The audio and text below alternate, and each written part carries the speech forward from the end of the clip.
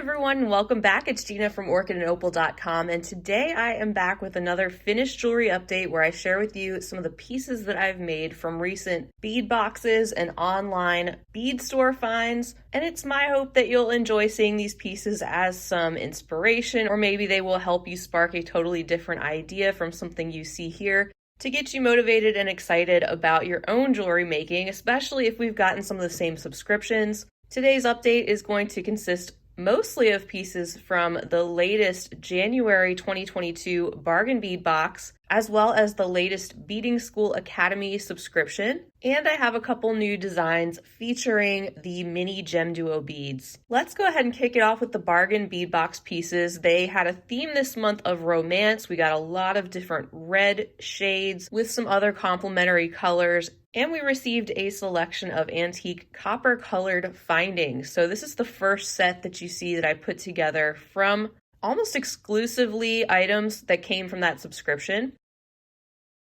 We received this very ornate and kind of tribal looking statement focal that had all these areas that you could add some chandelier style beaded links to. So I decided to incorporate some of the small 4mm shell pearls that are in the coral red color, as well as that beautiful faceted quartz teardrop that is dyed red. And you can see that I just did some very basic wire wrapping around the top of that and then hooked that to the center of the focal component. Also included some of the coordinating spacer beads in the copper tone. And then as we go up the back of the strand, I've added in some of that dyed crackle agate in that rich red, as well as those vibrant glass rondelles and some additional spacers. Here is a full look at the necklace so you can see how I finished that up. I even incorporated some of that Rolo chain that they included in the subscription and added on a small 4mm red shell bead on the end of that as a decoration. I thought this focal pendant really looked nice with the two chandelier earring components that they included. So I made some simple copper and red beaded chandelier earrings to go along with that.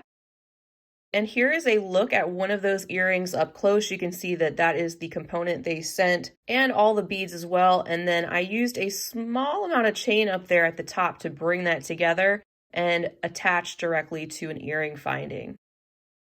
So it turns out I actually like this focal better than I thought I would. After seeing all of the beads and having it all come together, I really think having that consistent red color scheme along with the copper really balances it out, both the strong color and the strong metallic component. And I especially love that teardrop where everything seems to waterfall and flow down to the bottom of the necklace.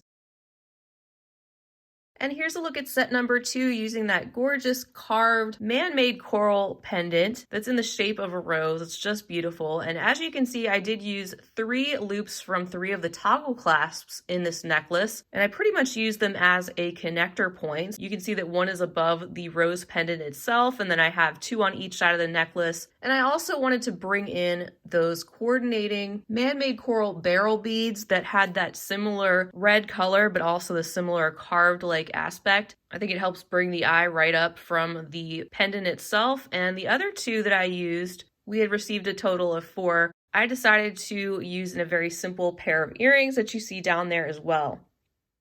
I decided to keep this necklace pretty simple just because that carved component is so beautiful on its own and I didn't want to take away from that. I did bring in some faceted garnet beads that they had included. I thought that the darker tones of red helped to blend together the copper and the brighter reds in these man-made coral pieces. And then as for the rest of the necklace, I kept it very simple using a chain.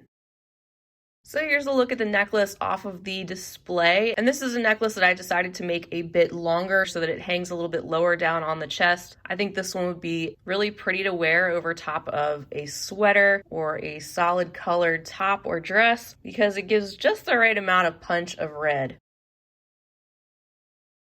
The third set I made from this month's bargain bead box is this one, and taking a departure from the bright red, I brought in some of the other beads that they included, like what they call the purple aventurine round beads that actually have much more of a neutral warm tone to them. I also brought in the 10mm enamel coated round glass beads at the front that are in pink and cream and kind of look like a floral pattern when you look at them from afar. And this is a design, as you can see, that is more asymmetric. So I actually used the large metallic pendant over there on the right-hand side as a connector component, and then on the left I used a smaller component, but it's balanced out in the middle, even though this will sit in the center, with some more of these aventurine beads on this side than on this side. But because of the way that it's put together, I think it's got a great balance to it, especially since this front portion is very symmetrical and includes some of the coordinating copper charms. Here's a look at the necklace in full. I did use some of the garnet beads back there on the back that are a bit smaller as spacers toward the front, and also brought them back toward the back on their own in order to extend the length of the necklace just a little bit. I wanted this to sit a little bit lower so that that metallic medallion pendant wouldn't be sitting too high up on the side of a person's neck, but instead sit just below it, and incorporated some more chain back there as well. You can see the coordinating copper charms, and then with some additional coordinating beads and components, I made a matching pair of earrings. Next, I want to show you some of the pieces that I made from the recent Beading School bi-monthly subscription. We received a really colorful selection that incorporated warm tones with some cooler tones, and this one I happened to pull together a lot of the pinks and the bronze and copper colors, and also use those crystal novettes. You can also see the 8mm Preciosa crystals that I bezeled with the seed beads that came with the subscription. But everything here came in that subscription, and that's what I was inspired to put together. So I'm hoping to do a tutorial on this one. And by the way, if you're new here, these unboxings I have shared recently on my channel, so I will try to leave the links to those in the corner of this video, but you can always check back a few videos to find the actual unboxings and more information about these subscriptions that I'm talking about. So the first step with this bracelet was that I bezeled each of these 8mm chaton stones separately with the delicas and seed beads. And after doing that, I then wove all of these components together, making several passes. It's a multi-step project, so not for a beginner bead weaver, but if you have some experience, you can definitely follow along. Next, from Beading School Academy, I beaded onto some of the metallic filigree components that they sent.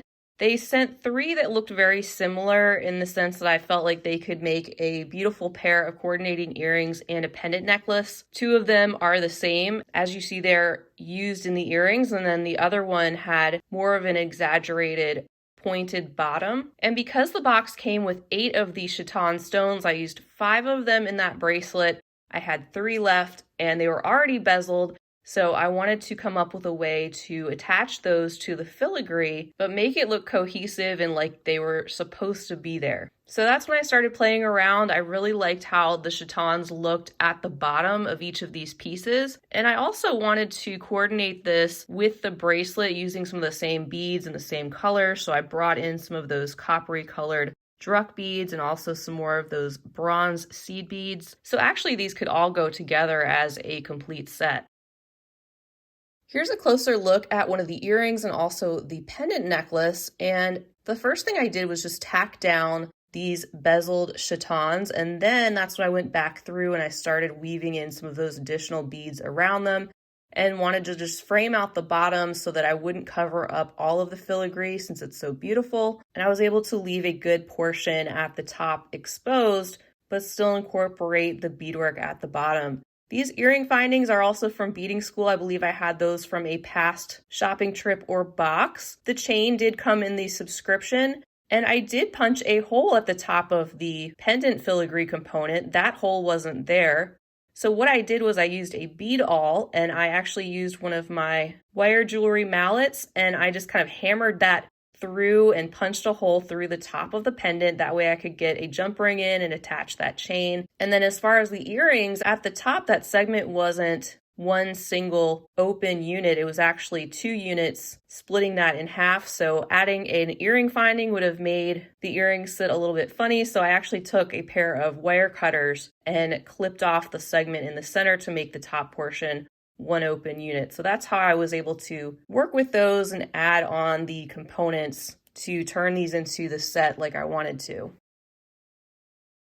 Next up are 3 pieces I made from the Beading School Academy subscription that are more in the cooler shades and colors that they had sent. So this one incorporates the purple colored Rosetta 2-hole cabochon beads, as well as those creamy pastel pink gem duos. Also some of the purple opal preciosa bicones, the brushed silver 2mm drux, and some of the nickel colored seed beads. I turned this piece into a bracelet, and I concentrated the areas with the purple bicones toward the center, and I didn't have any more bicones to use, so I just balanced out what I had.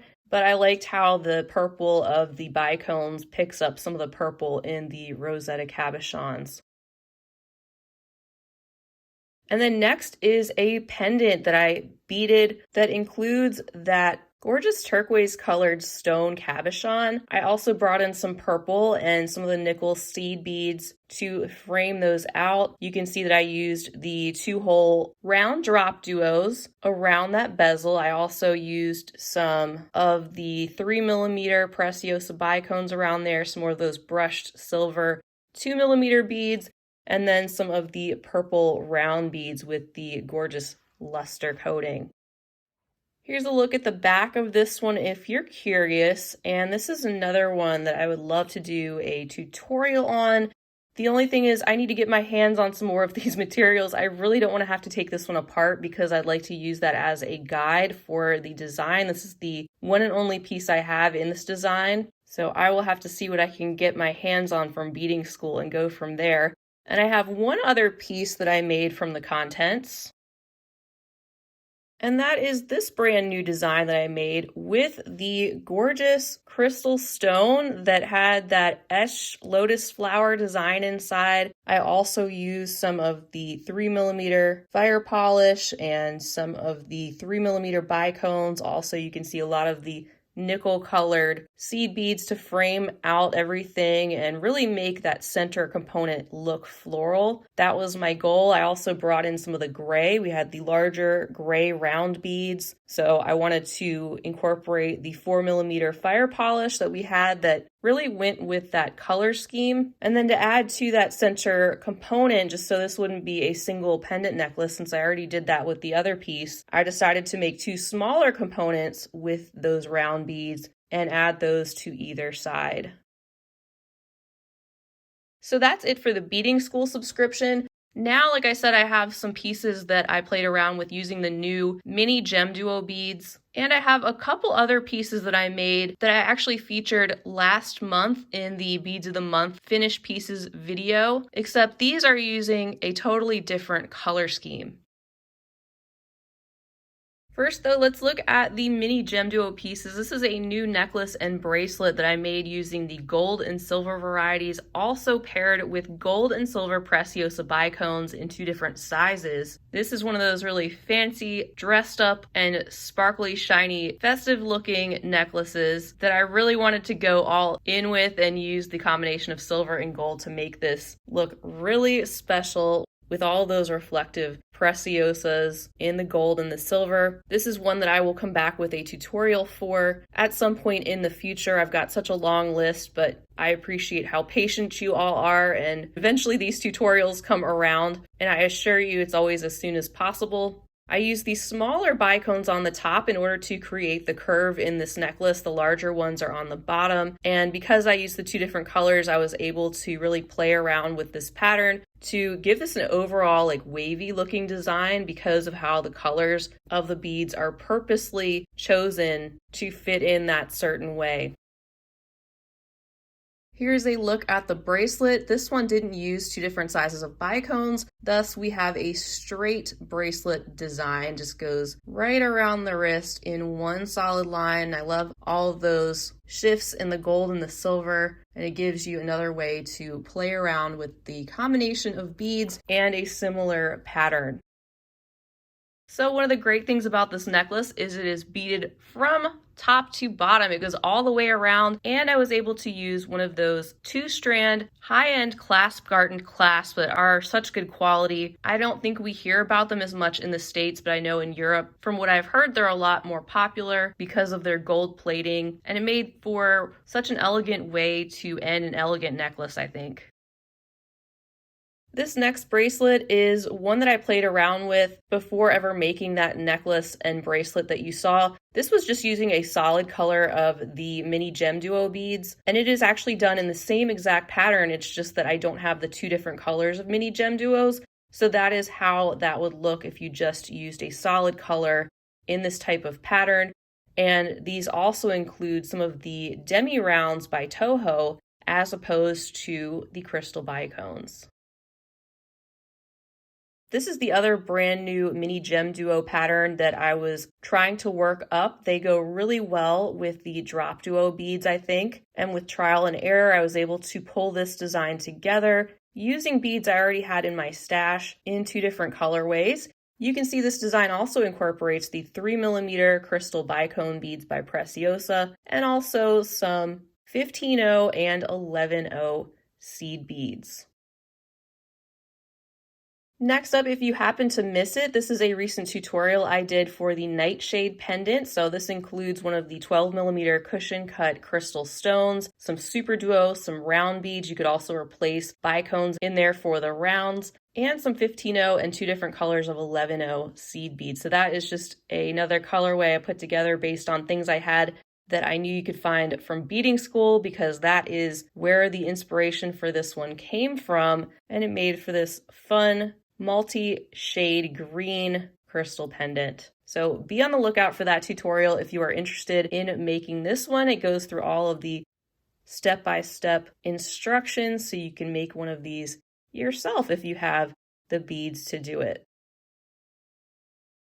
And then these are the final three pieces that I have to share with you for this month. These are the pieces that came from the creations I made for that last month's Beads of the Month video that I was talking about, where I had actually made these pieces in more of a coppery and peach colored selection of beads. So totally different looking when you put them into some much cooler colors like silver and blue. And I always like to see things done in different colors. I feel like it mixes things up and it keeps things interesting to see how that changes a overall design. This necklace, as you can see, uses the one-hole dagger beads down there at the bottom, 3 of those put together in each section, which really make a statement. Also some of the 3-hole bridge beads, the 3-hole navettes, the Minos parpukas at the top, those little cylindrical beads, and then some nickel-plated 11-0 seed beads. So none of these 3 designs have tutorials yet. Again, they are on my ever-growing list and will come around eventually, so hopefully sooner rather than later. But here is that other pendant that I shared before in that floral situation. We have the single hole dagger beads, again used as more of a base layer for this floral component. And this is actually open in the center, so I'll hold it like that. This one also incorporates the Rizzo beads as a middle and top layer of what look to be petals, some 2mm fire polish beads, some Minos parpukas, and some seed beads. And there's a flip over so you can see what the back looks like and how those dagger beads are stable and in place and woven right in there. And I just love the way that the beads are layered. And then here's a look at the final pair of earrings, another new design using the Delos parpukas, the Minos, the nickel-plated seed beads, and even some earring findings that I had gotten from the Beads of the Month Club in one of their findings companion packs. Love the detail of those and that tiara cast high quality feel that we expect from them. So there you have it. That's everything I have to share for this January 2022 finished jewelry update. I hope this was fun for you all to check out some of the pieces I've made from recent unboxings and bead shop finds and other things from my stash. Be sure to subscribe if you haven't already. That way you'll be notified when I'm posting future content, including tutorials for some of the pieces that you see here. You'll also be able to find some of these pieces in my online jewelry shop in the next few days to come. So if you wanted to get your hands on anything you see here, check back in the shop or feel free to reach out to me directly. I'd love to hear if you have a favorite piece or anything else you'd like to say in the comments down below. And definitely give the video a big thumbs up if you enjoyed it. If this was inspiring for you in your own beaded jewelry making, or if it sparked a new idea for you, any of those things, it always makes my day to know that. A humongous thank you to all of you for being here, whether you've been with me for a while or you're brand new. I really appreciate having you. I'm glad you're here. I hope you'll come back so that we'll be able to continue this beading adventure. But that's all I have for this time. Until next time, I will see you all again real soon. I hope you have a fabulous rest of your day. And as always, happy beading.